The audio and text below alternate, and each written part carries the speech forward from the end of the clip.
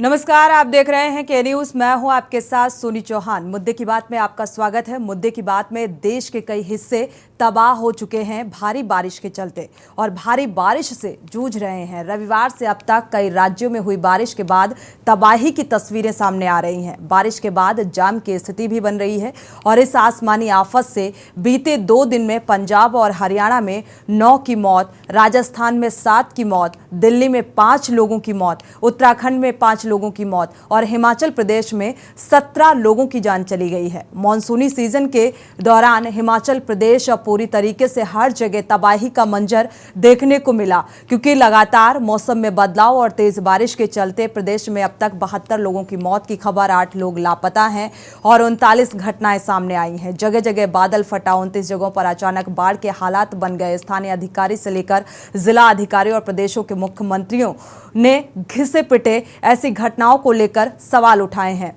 जवाब दिए हैं। सवाल पूछा जाना जरूरी है, क्या इस बार भी कुदरत जिम्मेदार है या फिर लापरवाही को जिम्मेदार ठहराया जाए? क्योंकि कई शहर में जिस तरीके से तबाही सामने आई, 5,000 करोड़ से ज्यादा की तबाही मच चुकी है। और आपको बता दें, सवाल है कि तेज बारिश होना राष्ट्रीय आपदा है या बारिश में बर्बादी होना राष्ट्रीय आपदा है। क्योंकि तेज बारिश हुई तो ब्यास नदी, पार्वती नदी और रावी नदी, हिमाचल से होकर गुजरने वाली ये 3 नदियां बड़ी उफान पर हैं और नदियां उफान में लोगों को बहाने लगी हैं। सवाल है कि क्या इस बार बारिश से पहले कोई तैयारी की गई थी क्या? क्योंकि तबाही का मंजर और वो तस्वीरें सभी ने साझा की हैं और क्योंकि हिमाचल प्रदेश के हालात सभी ने देखे। दिल्ली में भी लगातार 5 लोगों की मौतें सामने आई और आसमानी आफत एक तरफ और सिस्टम की लापरवाही एक तरफ, क्योंकि लगातार सवाल सिस्टम पर उठाया जाए या फिर जिम्मेदारों को लेकर उठाया जाए या फिर जिम्मेदार प्राकृतिक आपदा को लेकर उठाया जाए। हिमाचल की अगर हिमाचल प्रदेश की बात करें, बड़ी खबर आपको बता दें, हिमाचल में तबाही ने रिकॉर्ड तोड़ा है। 2 दिन में छिनी 21 जिंदगियां, 6 लोग लापता और आज येलो अलर्ट जारी किया गया है। तो हिमाचल में बारिश का रेड अलर्ट, मूसलाधार बारिश का दौर लगातार जारी है। जो शिमला जाने वाले रास्ते हैं उन्हें वो पूरी तरीके से बाधित होते नजर आ रहे हैं, क्योंकि लगातार बारिश को लेकर हालांकि रेड अलर्ट भी जारी किया गया है। हिमाचल में 2 दिनों के अंदर टूटा बारिश का रिकॉर्ड। ऊना जिले में 96 सालों का रिकॉर्ड टूटता नजर आ रहा है। ऊना जिले में 96 सालों का टूटा रिकॉर्ड।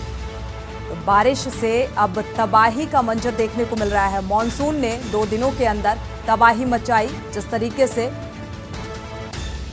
हजारों करोड़ रुपए का नुकसान भी हुआ प्रदेश को और लोगों की जान पर भी बनाई। प्रदेश भर में सैकड़ों सड़कें बंद हुई हैं, आवाजाही बाधित होती नजर आ रही है। हिमाचल में तबाही ने रिकॉर्ड तोड़ा है।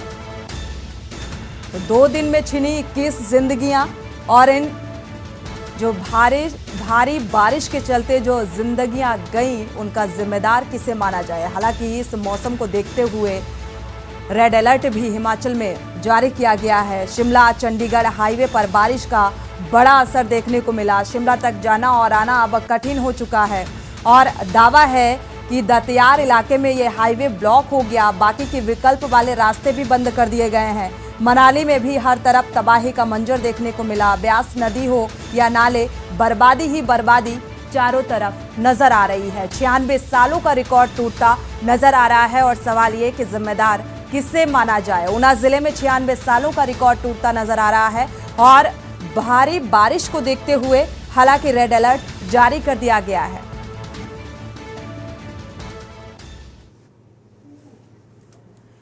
तो प्रदेश में हजारों करोड़ का नुकसान और तबाही पर अधिकारियों के घिसे पिटे जवाब निकलकर सामने आ रहे हैं। आप तस्वीरें देख सकते हैं कि तबाही का ये मंजर कितना दर्दनाक है और ये तस्वीरें भी थोड़ा विचलित कर देने वाली हैं, क्योंकि इस तरीके से पानी का सैलाब दिखाई दिया जिसमें जो पुल हैं वो धराशायी हो गए। साथ ही इस बहाव में कई गाड़ियां बह गईं, कई रास्ते जो हैं वो पूरी तरीके से बाधित होते नजर आ रहे हैं। और हमारे साथ इसी मौसम के बदले मिजाज को लेकर हम चर्चा करेंगे। प्रोफेसर अजय बयानी हैं, भूवैज्ञानिक हैं। आपका स्वागत है इस चर्चा में शामिल होने के लिए। हरजिंदर रामदास जी हैं, आपका भी स्वागत है इस चर्चा में शामिल होने के लिए। सबसे पहले प्रतिक्रिया ले लेते हैं हरजिंदर जी आपकी, क्योंकि लगातार देखा जाए आवागमन भी बाधित होता नजर आ रहा है और प्रकृति का जो कहर देखने को मिल रहा है, से सालों का रिकॉर्ड टूटता हुआ नजर आ रहा है। आखिर इसका जिम्मेदार माना किसे जाए? अनम्यूट करिएगा हरजिंदर जी। चलिए, मुझे लग रहा है संपर्क नहीं हो पा रहा है। और हमारे साथ कुल्लू मनाली से प्रेम संवाददाता जुड़े हुए हैं। प्रेम, आपका रुख करेंगे। अगर देखा जाए कुल्लू मनाली में जो आवाजाही है वो पूरी तरीके से बाधित होती नजर आ रही है। फिलहाल क्या हालात बनते नजर आ रहे हैं? देखिए, हालात तो यहाँ पे बहुत विकृत है मैम। जहाँ तक कुल्लू मनाली का सवाल है तो टोटली ये शेष विश्व से कट चुका है। कनेक्टिविटी, रोड कनेक्टिविटी बिल्कुल बंद है। जगह जगह पे बोर्ड आए हुए हैं। दरिया ने अपना रुख मोड़ दिया है ब्यास में, और शहर के बीचों बीच मनाली में, भुंतर में, कुल्लू में हर जगह पे तबाही का मंजर देखा जा रहा है। तबाही का मंजर, क्योंकि शिमला और चंडीगढ़, कुल्लू मनाली के जो आवागमन वाले, जो आने जाने वाले रास्ते हैं वो पूरी तरीके से बाधित हो चुके हैं। कौन कौन से एरिया हैं जो ज्यादा प्रभावित हैं? प्रशासनिक स्तर पर क्या कुछ कवायद की जा रही है? प्रेम, प्रशासन देखिए अपनी तरफ से तो कोशिश कर रहा है, लेकिन अभी तक रोड कनेक्टिविटी ठीक होने में कम से कम हफ्ता से 10 दिन लग जाएगा। क्योंकि नदी नाले बीच बाजार से होकर निकले हैं। बड़ी बड़ी गाड़ियां तिनकों की तरह बह चुकी है दरिया में, और बड़ी बड़ी इमारतें बह गई हैं तिनकों की तरह, ताश के पत्तों की तरह। तो रोड कनेक्टिविटी के लिए समय लगेगा। इवन कुल्लू मनाली का तो हाल ये है, ना तो आपका ये बिजली है, ना पानी है, और ना ही मोबाइल का नेटवर्क है। तो मतलब ये सन 1995 में इस तरह का फ्लड आया था कुल्लू में, इस तरह का डिजास्टर हुआ था। 1995 के बाद ये ऐसा मंजर देखने को मिला जो 1995 से भी भयावह लगता है। बिल्कुल, इसे प्राकृतिक आपदा भी कहा जा सकता है। जिस तरीके से जो हालात बनते नजर आ रहे हैं और जनजीवन पूरी तरीके से अस्त व्यस्त हो चुका है, आने वाली आपदा से निपटने के लिए आपदा प्रबंधन की तरफ से क्या कुछ इंतजामात किए गए हैं और क्या कुछ कवायद प्रशासनिक स्तर पर की जा रही है, शासन स्तर पर की जा रही है? देखिए, डिजास्टर मैनेजमेंट अपने स्तर पे काम कर रहा है। कल के डेट में भी काफी लोगों को रेस्क्यू करके बचाया गया है। जबकि बात की जाए मौत के आंकड़े की तो कुल्लू में 7 लोगों की मौत हो चुकी है, जबकि पूरे हिमाचल में लगभग 20 से 25 लोग काल का शिकार हुए हैं। इस त्रासदी में कई जगह गाड़ियां गिर गई हैं, कई जगह बाढ़ में लोग बह गए, कई जगह लैंडस्लाइड में लोग मर गए हैं, कई जगह भवन गिर गए, बिल्डिंग गिर गई है, उनके अंदर दब गए हैं लोग। तो जहां तक सवाल है प्रशासन का, प्रशासन अपने तौर पर लगा हुआ है। जगह जगह जेसीबी मशीन, बड़ी मशीन, भारी मशीनरी लगाई गई है और कोशिश काफी मुश्किल हो रहा होगा, क्योंकि देखा जाए पूरी तरीके से जो जनजीवन है वो प्रभावित होता नजर आ रहा है इस मंजर से, इस आपदा से। तो जाहिर सी बात है लोग किस तरीके से जीने को मजबूर हैं, क्योंकि जो रास्ते हैं वो पूरी तरीके से बाधित हैं, आवाजाही बाधित होती नजर आ रही है। जैसा कि आपने बताया, रोड कनेक्टिविटी ठीक होने में थोड़ा सा वक्त लगेगा। ऐसे में क्या कुछ आम जनजीवन में, वहाँ के लोगों में क्या कुछ असर देखने को मिल रहा है इंटरनेट सुविधा को लेकर, और क्योंकि तमाम रोजमर्रा की जरूरतों के लिए लोगों को किस तरीके की परेशानियों का सामना करना पड़ रहा है? देखिए, जहां तक सवाल है आपका इंटरनेट या फोन का, ये तो सेकेंडरी चीजें हैं, लेकिन जो बेसिक नीड्स है वही बहुत ज्यादा महंगी हो गई हैं। जैसे टमाटर खरीदना है तो टमाटर 150 रुपए के भाव से बिक रहा है कुल्लू में। ब्रेड के रेट बढ़ गए हैं, अंडे के रेट बढ़ गए हैं, दूध के रेट बढ़ गए हैं, क्योंकि गाड़ियां जो सप्लाई आती है वो आ ही नहीं पा रही है कुल्लू की तरफ से। शुक्रिया प्रेम इस तमाम जानकारी को साझा करने के लिए। 1995 के बाद ऐसे हालात बनते नजर आ रहे हैं, यानी कि ये तबाही का मंजर बनता हुआ नजर आ रहा है, जिससे सीधे तौर पर देखा जाए तो आम जनजीवन पूरी तरीके से प्रभावित हो चुका है। हमारे साथ मौसम वैज्ञानिक ए के सिंह जी जुड़े हुए हैं फोन लाइन पर। ए के सिंह जी, अगर देखा जाए मौसम का मिजाज कब तक ऐसा ही बना रहेगा और कितना ये मौसम का दंश झेलना पड़ेगा? मैडम, जहाँ तक मौसम के मिजाज की बात है तो मौसम का मिजाज अब बदल चुका है। जो वर्स्ट पार्ट जो था, सबसे खराब जो पार्ट था, जो 8, 9, 10 को हम लोगों ने देखा है, वो अब समाप्त हो चुका है। अब समाप्त हो चुका है। अब हम जो वेदर एक्सपेक्ट कर रहे हैं कि मौसम अब सुधर रहा है और अगले 3-4 दिनों तक मौसम सुधरा हुआ ही रहेगा। हाँ, इतना जरूर है कि मानसून की बारिश, जो नॉर्मल बारिश जो होती है, वो आपको मानसून की बारिश जो है पंजाब, हरियाणा, चंडीगढ़ में होती रहेगी। लेकिन इस तरीका से जो heavy rainfall, extremely heavy rainfall जो हो रहा था, अब नहीं होने वाला है। और जो थोड़ी बहुत आपको वेदर एक्टिविटी आपको जो होने वाली भी है, तो हरियाणा के जो हिमाचल से जो सटे हुए जिले में है, जैसे चंडीगढ़ हो गया, अम्बाला हो गया, यमुनानगर हो गया, ये सब में थोड़ी बहुत आज एक्टिविटी रहेगी। अगर वैसा नहीं जैसे 8, 9, 10 को जब था, थोड़ी बहुत आपको एक्टिविटी रहेगी। लेकिन मॉनसून की एक्टिविटी जो है पंजाब और हरियाणा में पूरे 3-4 दिनों तक कंटिन्यू रहेगी। नॉर्मल जो रेनफॉल होता है वो होता रहेगा। बिल्कुल नॉर्मल रहेगा। हालांकि अब जैसे हालात पिछले 8, 9, 10 को जो हालात देखने को मिले, ऐसे हालात फिलहाल देखने को नहीं मिलेंगे। और यहाँ पर अचानक से जो एक मौसम में ये तब्दीली देखने को मिली, इसकी क्या कुछ वजह मानी जाए? इसका वजह तो स्पष्ट था कि पूरे इंडिया में मानसून जो है 2 जुलाई तक कंप्लीट इंटर कर चुका है, और हरियाणा और पंजाब में भी पूरी तरह से ये 2 जुलाई तक इंटर कर चुका है। तो मानसून जो होता है खुद एक बहुत स्ट्रॉन्ग सिस्टम होता है, जो कि पूरे इंडिया के वेदर को अफेक्ट करता है। एटलीस्ट 4 महीना तक, जून, जुलाई, अगस्त, सितंबर, पूरे इंडिया के वेदर को ये प्रभावित करता है। लेकिन इस पर मानसून सीजन तो चल ही रहा था। इसी बीच 8 जुलाई को एक strong western disturbance, that is पश्चिमी विक्षोभ जिसको बोलते हैं, जो कि मेडिटेरियन सी की तरफ से होता हुआ अफगानिस्तान, पाकिस्तान के से आता हुआ आपको इंडिया को हिट करता है। 5 जुलाई को उसने भी हिट किया, और वो इतना स्ट्रॉन्ग सिस्टम था कि इसका इंटरेक्शन हुआ मानसून के साथ, और पूरे पहाड़ों में, जैसे उत्तराखंड में, हिमाचल में, J&K में, मतलब कि भारी से अति भारी, अत्यधिक भारी वर्षा हुई, और हरियाणा और पंजाब में भी इसका मेजर इम्पैक्ट पड़ा।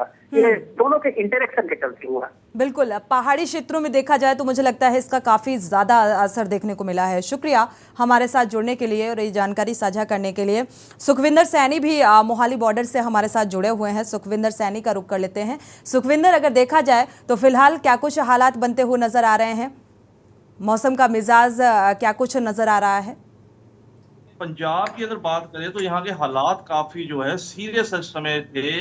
कल तक जो बारिश थी उसकी वजह से कई इलाकों में 6-6 फुट तक पानी जो भरा देखा गया है, और यहाँ पे जो इमरजेंसी अलाउड जो कर दी गई थी, अलर्ट अलाउड कर दिया गया था, और यहाँ पे कई जगहों पे जो आर्मी की भी सेवा ली गई है, और काफी यहाँ के हालात जो थे कल शाम तक काफी खराब थे। लेकिन आज जो बारिश रुकी है और उसकी वजह से कुछ हालात यहाँ के जो सुधरे हुए नजर आ रहे हैं। जी, हालांकि मौसम वैज्ञानिक हमारे साथ चंडीगढ़ से जुड़े हुए थे, उनका साफ तौर पर कहना था 8, 9 और 10 तारीख को जो हालात बने, हालांकि उन हालातों से उबरने में और कितना वक्त लगेगा, प्रशासनिक स्तर पर क्या कुछ कवायद की जा रही है, आपदा प्रबंधन की तरफ से क्या कुछ तैयारियां नजर आ रही हैं, और आने वाले समय को लेकर उन्होंने कहा है कि फिलहाल नॉर्मल बारिश होगी, ऐसे हालात नहीं बनेंगे। सुखविंदर जी मैम, अगर बात करें कि यहाँ के जो हालात के ऊपर यहाँ के मुख्यमंत्री हैं और यहाँ के जो मंत्री हैं सारे निकले हुए हैं, और इनका मुख्यमंत्री का विशेष तौर पे ये सबको आदेश दिए गए थे कि ग्राउंड लेवल पे जाके जो काम करना है। और बहुत अच्छी बात रही है कि यहाँ पे ग्राउंड लेवल पे जो सारे विधायक और सारे मंत्री दिखे हैं, और काफी अच्छा जो इनकी तरफ से प्रबंध किया गया। अगर लंगर की बात करें और जो जरूरी सेवाएं हैं वहां पे पहुंचे, और सारे अधिकारी जो है ग्राउंड लेवल पे यहाँ पे मिले हैं, देखने को मिले हैं। और अगर आज बारिश का वैसे लग रहा है कि फिर दोबारा बारिश आती है, अगर दोबारा बारिश आई तो काफी यहाँ के हालात जो है खतरनाक भी हो सकते हैं यहाँ पे। जी, क्या मॉनसून आने से पहले तैयारियां सटीक नहीं की गई थी उस तरीके से, या मजबूती के साथ कहा जाए तैयारियां क्या कुछ की गई थी ऐसी आपदा से निपटने के लिए? कि अगर बात करें तैयारियों की, तैयारियां तो जो होती हैं फॉर्मली जो नॉर्मली करते हैं, लेकिन यहाँ पे एक बहुत बड़ी समस्या ये होती है कि जैसे हम लोग सिटी की बात करें, जीरकपुर हो गया, मोहाली हो गया, यहाँ पे अनप्लैन्ड कुछ एरिया ऐसे हैं जहाँ पे पानी की निकासी जो है पूरी नहीं है, और जब बारिश आ जाती है तो बिल्कुल, इसके लिए इसीलिए ऐसे हालात बन जाते हैं क्योंकि पानी की निकासी नहीं होने के चलते भी कई बार ऐसे हालात होते हैं और जिससे आम जनजीवन प्रभावित होता है। आपके पास वापस लौटेंगे, हमारे हरिजिंदर रामदास भी गुरदास बॉर्डर से जुड़े हुए हैं, रुक कर लेते हैं गुरदास बॉर्डर का। हरिजिंदर रामदास, अगर गुरदास बॉर्डर का जिक्र करें, वहाँ के हालातों का जिक्र करें और व्यवस्थाओं को लेकर क्या कुछ व्यवस्थाएं की गई हैं अब? जी मैम, यहाँ जो बस्ते के हैं सभी, यहाँ भी दो प्रशासन है और प्रशासन पूरी तरह से फर्क हुआ है। पूरा से फर्क होने के कारण यहाँ फौज भी लगी हुई है और दो डीसी साहब ने कि कल एसटी साहब भी आए थे, बीडीओ साहब आए थे, नैब तहसीलदार भी आए थे। उन्होंने बोला था जो भी यहाँ की स्थिति बनेगी थोड़ी की ऐसी जो अभी की स्थिति, अभी बाढ़ की स्थिति बढ़ी हुई है जी, और बाढ़ की स्थिति नाजुक भी नहीं हम कहते हैं, पर फिर भी काफी एक जगह जो धान की फसल है, गन्ने की खेती है, वो पानी में डूब चुकी है। तो जो प्रशासन यहाँ दो, अब आप कह रहे हैं, बोलूंगा कि ये देखती है कि यहाँ दो बेटी, एक मीटिंग तरफ आई हुई है जी, तो एक दो प्रशासन है, जिस हिसाब से तरफ से एक बेटी, दूसरी प्राइवेट बेटी आई है। जी, जो फौज गए वही हमारे साथ अभी इन्होंने कैंप लगाए हुए हैं। यदि कोई भी स्थिति ऐसी को प्रॉब्लम क्रिएट करेगी तो वो मौके पे सभी इसका हल होगा। जो भी रात की बात है, कोई दो आदमी रात पार गए हुए थे, उनको लाने के लिए कुलदीप सिंह तालिया रात 11-12 बजे यहाँ रुके थे। जी, तो जो पार आदमी गए उनको वापस लाकर ही वो वापस लौटे थे। तो अभी जो प्रशासन है, प्रशासन के सभी जब पूरे किए हुए हैं, बेड़ी का पूरा इंतजाम है, कोई भी किसी को प्रॉब्लम नहीं। अब पुलिस जो है वो डेरा बाबा नानक को, बिल्कुल। हरजिंदर जी, अगर देखा जाए यहाँ पर हालांकि कुछ लोग भी आपके साथ मौजूद हैं, हरजिंदर जी, अगर देखा जाए यहाँ पर प्रशासनिक स्तर पर या आपदा प्रबंधन की तरफ से तैयारियां बाद में नजर आए या फिर ये तैयारियां पहले से की गई थी ऐसी स्थिति से निपटने के लिए? को देते हुए ये तो प्रॉब्लम क्रिएट होने लगी थी, जब ये प्रॉब्लम क्रिएट होने लगी तो उसी समय डीसी साहब ने मीटिंग की और जो एसडीएम साहब तो जो नायब तहसीलदार दोनों तरफ गए थे। हम अब अभी यहाँ पर ये तो डेरा बाबा नानक की आखिरी सरहद के हम खड़े हैं और गुरदासपुर का भी आखिरी गाँव है कोनेवाल।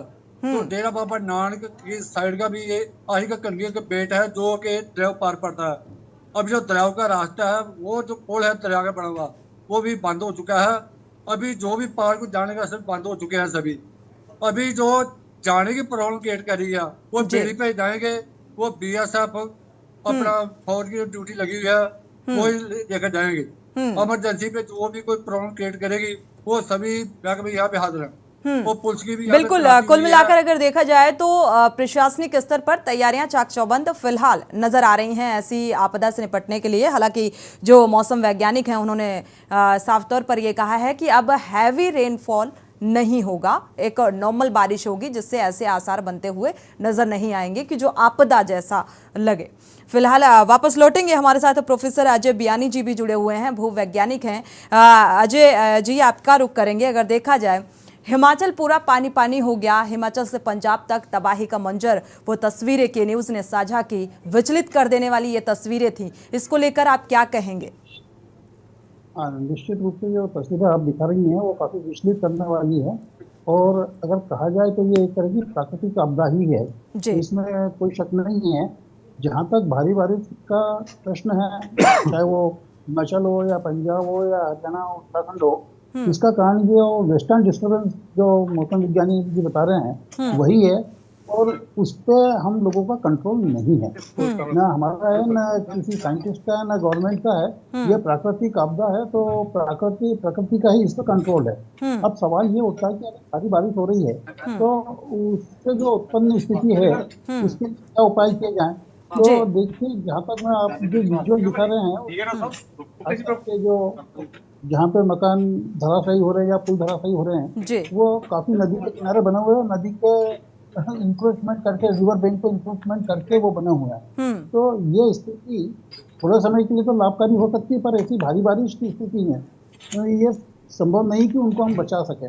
तो इसमें होना ये चाहिए कि सरकार को बहुत सख्ती से कानून का पालन कराना चाहिए कि नदी से इतने मीटर दूर जो संभावित क्षेत्र है जहाँ पे बाढ़ आने वाली है वहां पे किसी तरह का कंस्ट्रक्शन नहीं हो। बिल्कुल। अब जिन्होंने कंस्ट्रक्शन कर लिया वो चाहे जैसे भी उन्होंने कंस्ट्रक्शन बिल्कुल देखा जाए यहाँ पर अजय बयानी जी, सरकार की सख्ती की जरूरत है और तैयारियों की भी उतनी ही ज्यादा जरूरत है। मुझे लगता है प्राकृतिक आपदा से निपटने के लिए हम सक्षम नहीं हैं, लेकिन मुझे लगता है तैयारियां संपूर्ण होनी चाहिए, क्योंकि अगर हल्की फुल्की भी बारिश होती है तो उन तैयारियों की पोल खुल जाती है। तो ऐसे में सवाल यही उठता है कि प्राकृतिक आपदा के हालात बनते हैं, रेड अलर्ट पहले से जारी कर दिया जाता है, मौसम वैज्ञानिक पहले से चेता देते हैं, बावजूद इसके तैयारियां आधी अधूरी रह जाती हैं। वापस लौटेंगे एक छोटे से ब्रेक के बाद। आप देख रहे हैं के न्यूज, खबरों का सारथी।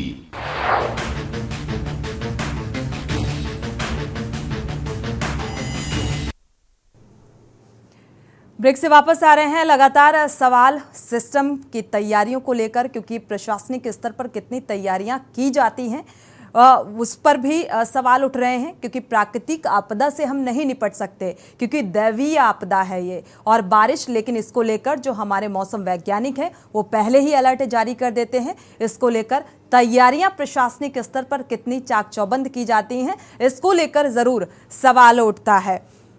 हमारे साथ लगातार प्रोफेसर अजय ध्यानी जी जुड़े हुए हैं, सुखविंदर सैनी भी हमारे साथ जुड़े हुए हैं मोहाली बॉर्डर से। सुखविंदर, आपका रुख करेंगे। अगर देखा जाए यहाँ पर जो आम जनमानस है उसे अब किस तरीके की दिक्कतों का सामना करना पड़ रहा है और उन दिक्कतों से निपटने के लिए प्रशासनिक स्तर पर, जिला प्रशासनिक स्तर पर क्या कुछ इंतजाम किए गए हैं?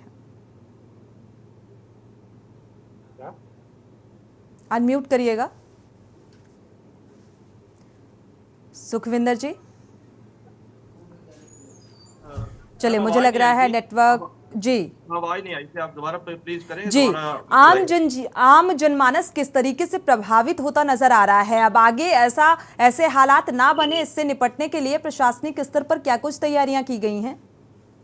जी, हम अगर बात करें तैयारियां जो है प्रशासन की तरफ से अपनी तरफ से पूरी तैयारियां की गई हैं। लेकिन यहाँ पे एक बात मैंने जैसे पहले बोली है कि यहाँ पे जो अनडेवलप एरिया है, जहाँ पे पानी की निकासी रोक दी गई है और जो कब्जे कर लिए गए थे, जो बरसाती नाले होते हैं उन पे कब्जे करके घर बना लिए गए, उनमें बहुत ज्यादा समस्या आ रही है। हालांकि यहाँ पे बरसात खत्म हो चुकी है, लेकिन अभी भी कई कॉलोनियों में 3-3, 4-4 फुट पानी भरा हुआ है।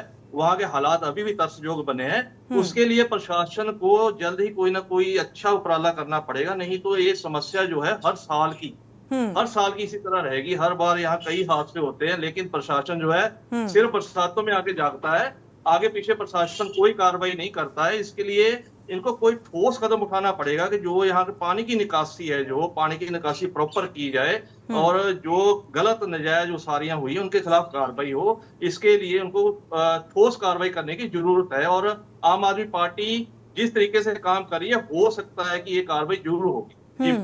प्रशासनिक स्तर पर लापरवाही बढ़ती जाती है और उस लापरवाही का खामियाजा आम जनता को भुगतना पड़ता है। हमारे साथ लगातार प्रोफेसर अजय बयानी जी, भूवैज्ञानिक जुड़े हुए हैं। अजय बयानी जी का रुख कर लेते हैं। ये हालात कैसे बनते हैं ये आपसे जानना चाहेंगे। क्या प्रकृति से छेड़छाड़ भी एक वजह है? हाँ मैडम, जहाँ तक प्रकृति से छेड़छाड़ है वो अपनी जगह सही है, पर काफी कुछ हद तक इसमें ज्योग्राफी भी जिम्मेदार होती है, जियोलॉजी भी जिम्मेदार होती है। मैदानी क्षेत्र की समस्याएं अलग होती है और पहाड़ी क्षेत्र की समस्याएं अलग होती है। अगर मैं मैदानी क्षेत्र के बारे में बात करूं तो आप देखेंगे मैदानी क्षेत्र में ढाल बहुत कम होता है और अगर अतिवृष्टि हुई या बहुत अधिक बारिश हुई तो पानी गिरेगा ही गिरेगा। अब उसको बहने के लिए जो ढाल चाहिए या स्लोप चाहिए, वो स्लोप नहीं होगा तो वो काफी स्लो रेट से फ्लो करेगा या बहुत निजिबल रेट से फ्लो करेगा। ऐसी स्थिति में अगर हम कहें कि नदी नाले पे कब्जा हो गया और उसके कारण पानी नहीं निकल पा रहा, तो ये आंशिक सच्चाई तो है पर पूरी सच्चाई नहीं है। बेसिक रीजन ये कि अगर स्लोप नहीं होगा तो ग्रेडियंट नहीं मिलेगा और ग्रेडियंट नहीं मिलेगा तो पानी तेजी से नहीं बहेगा। पहाड़ी क्षेत्र में इसको हो रहा है, पहाड़ी क्षेत्र में ग्रेडियंट बहुत अधिक है तो वहां पे पानी बड़ी तेजी से बहता है, चाहे वो कहीं पे भी गिरे तुरंत वो उतर के रिवर में आ जाता है और रिवर से बहुत तेजी से फ्लो करता है। परंतु वहां जो दूसरी समस्या जो रिवर के बैंक है या किनारे हैं वो कच्ची मिट्टी के या कच्चे ढाल के बने हुए होते हैं, तो उनमें लोड सहने की क्षमता बहुत कम होती है। और जिस हिसाब से कंस्ट्रक्शन हो रहा है, जिसमें कोई मानकों का पालन नहीं हो रहा है, तो उसमें यही होगा जो जब पानी ज्यादा बहेगा तो रिवर अपना कटान करेगी, ये प्राकृतिक क्रिया है। और जब कटान शुरू हो जाएगा तो वो नीचे का जब कटान नीचे का हिस्सा जब कटान में आ जाएगा, तो उस केस में ये होगा कि वो ऊपर की जो भी बिल्डिंग है या सड़क है या पुल है, वो टूटना ही टूटना है। तो इस मामले में क्वालिटी ऑफ कंस्ट्रक्शन भी उतनी ही इम्पोर्टेंट है। इसमें पानी की निकास की व्यवस्था हो, प्लस इसमें लॉन्ग टर्म प्लानिंग चाहिए, क्योंकि हमें मैदान के लिए अलग चाहिएगी प्लानिंग और पहाड़ के लिए अलग चाहिएगी। और कहीं ना कहीं बहुत क्वालिटी ऑफ कंस्ट्रक्शन का आपने जिक्र किया, तो मुझे लगता है क्या इस चीज का ध्यान दिया जाता है? इसको बहुत गंभीरता से लिया जाता है? मुझे लगता है अगर गंभीरता से लिया जाता होता तो ऐसे हालात नहीं बनते, क्योंकि अगर दैवीय आपदा आई या बारिश थोड़ी सी ज्यादा हुई तो मुझे लगता है ऐसे हालात बन जाते हैं। हाँ, बिल्कुल सही है। अगर कंस्ट्रक्शन की क्वालिटी पे हम ध्यान दें, चाहे वो व्यक्तिगत कंस्ट्रक्शन हो, जो मकान गिरा, जो आपने रिसोर्ट गिरता हुआ दिखाया, वो सरकारी नहीं है, वो व्यक्तिगत है। और इसी तरह से जो पुल बहे हैं वो सरकारी है। और दोनों जगह मैं ये कहूँगा कि कंस्ट्रक्शन की क्वालिटी में कहीं ना कहीं कॉम्प्रोमाइज करा गया है। और जो इसके पहले भूमि का सर्वेक्षण होना चाहिए था, या जो एरिया का टेक्निकल सर्वे होना चाहिए था, या इंजीनियरिंग जियोलॉजिकल सर्वे होना चाहिए था, वो सर्वे नहीं करेगा। सिंपली आपने नींव खोदी और उसके ऊपर एक 2 मंजिली इमारत खड़ी कर दी या बहुत भारी पुल बना दिया। बिल्कुल। तो नीचे अगर नींव भी कमजोर है तो फिर वो ऊपर चाहे जो करना आप लिपापोती, उससे कोई नहीं होना है। बिल्कुल। तो इसलिए खास करके ऐसे क्षेत्र में बहुत सख्त कानूनों की जरूरत है और सख्त निगरानी भी चाहिए, ताकि बिल्कुल मॉनिटरिंग प्रॉपर होनी चाहिए निचले स्तर पर, क्योंकि जो सिस्टम है तभी सवाल उठते हैं क्योंकि क्वालिटी का ध्यान नहीं दिया जाता है और इसका खामियाजा हमारी आम जनता को भुगतना पड़ता है। शुक्रिया आपका हमारे साथ जुड़ने के लिए और ये जानकारी साझा करने के लिए। हरजिंदर जी आपका भी बहुत बहुत शुक्रिया। सुखविंदर जी आपका भी बहुत बहुत शुक्रिया ये जानकारी साझा करने के लिए। लेकिन सवाल क्वालिटी ऑफ इंस्ट्रक्शंस एक बेहद महत्वपूर्ण जिम्मेदारी जो हमारे जिम्मेदार भूल जाते हैं, और यही वजह है कि अगर बारिश अनुपात से ज़्यादा होती है तो हालात आपदा में तब्दील हो जाते हैं और इसका खामियाजा आम जनता को भुगतना पड़ता है। मुद्दे की बात में फिलहाल बस इतना ही। आगे खबरों के लिए आप देखते रहिए के न्यूज़ इंडिया।